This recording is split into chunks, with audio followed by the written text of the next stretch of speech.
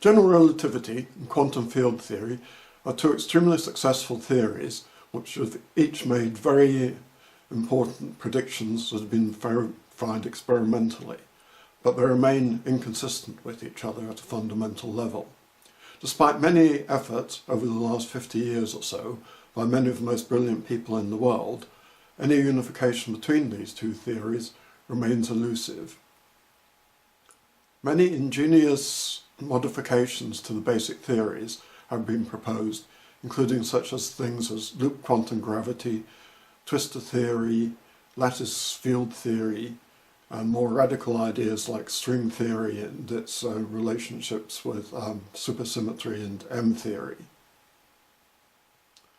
This has suggested to some people that something more fundamental is required that produces these theories as good approximations in their known domains of validity.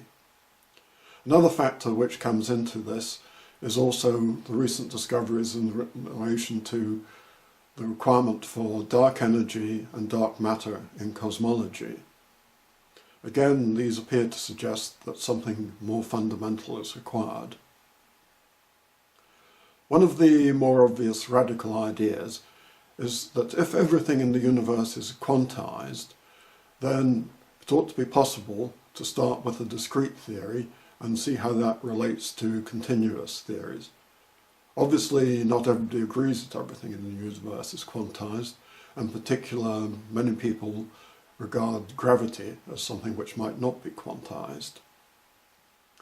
The idea, if you have a discrete theory, then the continuum which we use in our current theories would simply be a low-resolution approximation to the discrete space in the same way as a normal cinefilm, which is made of discrete frames, looks continuous when viewed at a sensible viewing speed.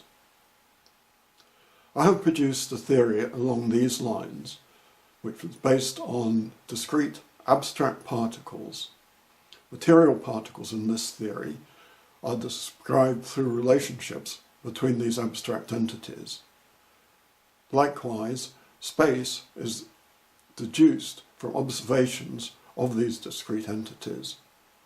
The effect of this is that both space-time and matter occur as parts of the same relative theory. This theory has some resemblances to string theory.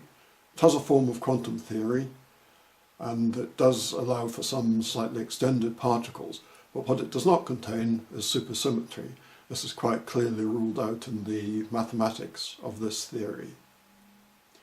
On the cosmological scale, it differs from the Big Bang theory pretty radically, because evolutionary time gives rise to progressive creation of matter and energy from a null origin. I'm going to describe these in more detail in a subsequent video.